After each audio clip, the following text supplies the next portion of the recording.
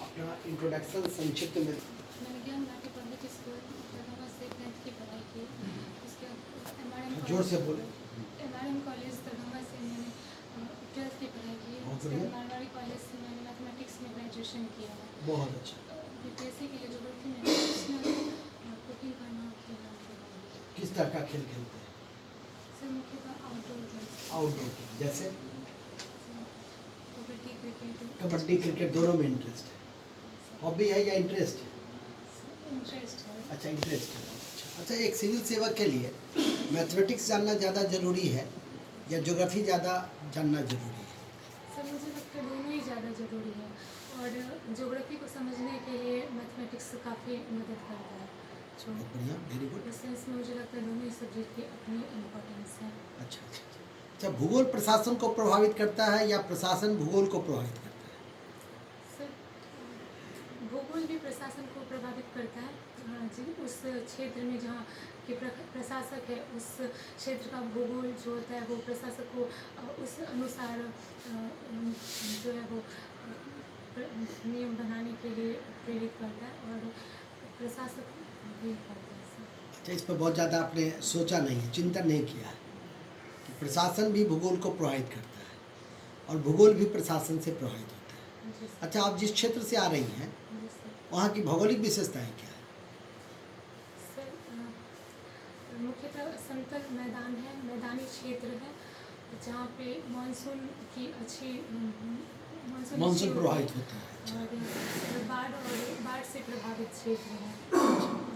Sir देखा जाए तो खनिज संसाधन की कमी है लेकिन उपजाऊ मृदा का विस्तार है। कौन सी मिट्टी पाई जाती है वहाँ?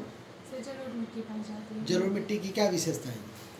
सर जलोढ़ मिट्टी काफ़ी उपजाऊ होती है जिसमें सभी तरह के फसलों को लगाया जा सकता है और इसमें सर नाइट्रोजन की कमी होती है और जैविक पदार्थों की भी थोड़ी कमी होती है। इसको दूर करने के लिए किसान किसका प्रयोग करते हैं?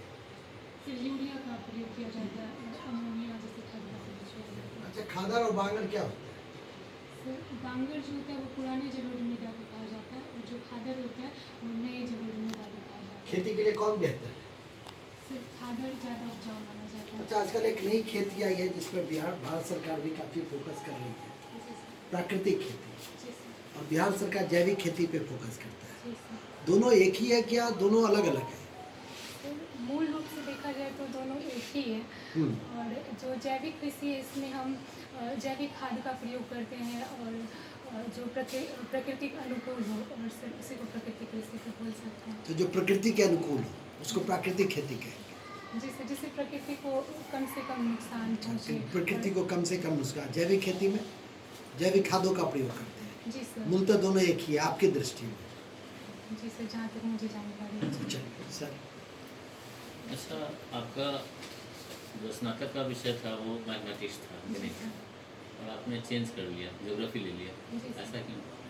सर सबसे पहला रीज़न तो है कि मैंने जब बहुत समय के बाद सोशल जो सब्जेक्ट्स होते हैं उनको पढ़ा था तो ऐसे में मुझे ज्योग्राफी में बहुत ज़्यादा इंटरेस्ट आने लगा और चूँकि मैथ्स तो मैं बहुत टाइम से पढ़ रही थी तो नया सब्जेक्ट में मुझे इंटरेस्ट आया तो और बहुत ज़्यादा स्कोरिंग भी था ज्योग्राफी और जीएस का जो सेकेंड पेपर है उसमें भी हेल्पफुल था। चलो ठीक है। आप जिस क्षेत्र से आती हैं वहाँ पे मालदा आम काफ़ी मात्रा में उपजता है जहाँ तक मेरी जानकारी है। तो कौन सी मिट्टी है यहाँ पे जहाँ आम की खेती मतलब बहुत ज़्यादा कुछ गुणवत्ता वाली आम की खेती होती है? मालदा आम काफ़ी नामी है आपके क्षेत्र की, तो कौन सी मिट्टी है यहाँ की जहाँ पे आम की खेती होती है, बागवानी होती है?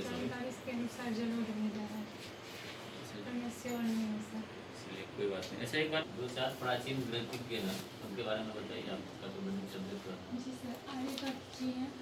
उसके बाद सर आर्यभट्ट जी जिन्होंने सबसे पहले ये बताया था कि पृथ्वी जो है पृथ्वी सूर्य के चारों ओर घूमती है। साथ ही उन्होंने जो है सही सही दिनों की जो है गणना की थी और भी बहुत सारा उनका योगदान है। सर अगर वर्तमान समय में बात करेंगे तो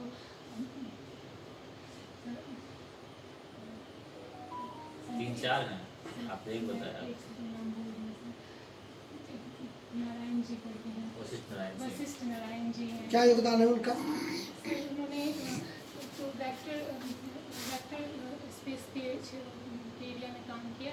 साथ ही सर उन्होंने जो नासा का अपोलो मिशन था उसमें भी उनका योगदान है, और उसमें कहा जाता है कि उन्होंने बहुत अच्छा मतलब मैथमेटिक्स का कैलकुलेशन किया था, जिससे वो सफल रहा था। और भी सर उन्होंने बहुत सारे इंडिया से लेके वर्ल्ड यूनिवर्सिटी तक में पढ़ाया, और विजिटिंग प्रोफेसर के रूप में भी। आज टिल डेट में भी कोई है क्या बिहार के गणित तभी जो बहुत नामी है? जी नेम सर, फेम है उनका? आनंद कुमार जी का नाम उनका क्या योगदान है मैथमेटिक्स के क्षेत्र में? उनका तो आईआईटी इंजीनियर पैदा करने के संदर्भ में है, कि मैथमेटिक्स में भी योगदान है। जी सर, वो आईआईटी के लिए पढ़ाते हैं बच्चों को, लेकिन उनका मैथ्स में भी योगदान है, जिनके लिए उनको रामानुजन पुरस्कार भी मिला हुआ है। बहुत बढ़िया। रामानुजम पुरस्कार एबेल पुरस्कार में क्या डिफरेंस है?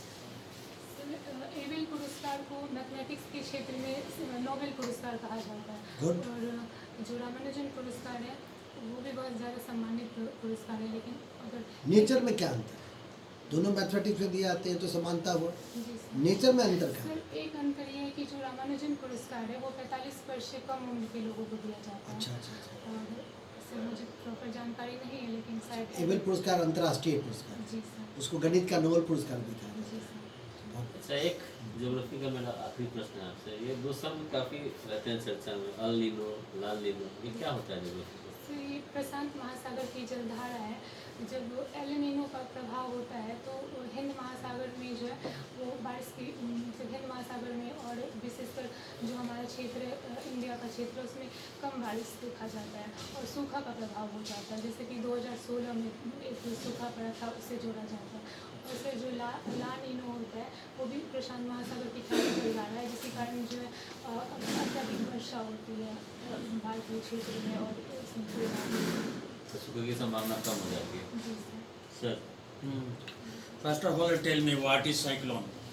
सर साइक्लोन जो होता है वो निम्न वायुदाब का केंद्र होता है, जिसके चारों तरफ से केंद्र की तरफ जो है वायु राशियाँ जो है बहती हैं। And why the most of the cyclones emerged in Bay of Bengal, then Arabian Sea, in Indian subcontinent region? What are the main reason behind this phenomenon? Sir जो साइक्लोन होता है उसका उस जो है वो तापमान के कारण जो है उनका जन्म होता है मुख्यतः। जो हिंद महासागर होते हैं के क्षेत्र हैं उसमें बहुत ज़्यादा विविधता है, क्योंकि स्थल क्षेत्र और जो जल क्षेत्र है उसमें बहुत ज़्यादा विविधता है, जिसके कारण टेम्परेचर का अंतर होने के कारण जो ज़्यादा साइक्लोन का निर्माण होता है।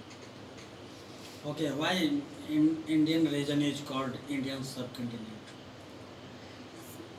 सर मुझे प्रॉपर जानकारी नहीं है, लेकिन मैं बता सकती हूँ। गेस कर सकते हैं।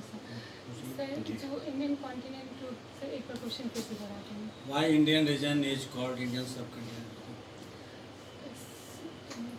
सर जो भारत की जो विविधता है और जो यहाँ का मानसून है या साइक्लोन का प्रभाव है, और सर जो बिहार की जो भारत की जो ज्योग्राफी है जिसमें उष्ण कटिबंधीय और शीतोष्ण कटिबंधीय दोनों का प्रभाव होता है, साथ ही और भी जो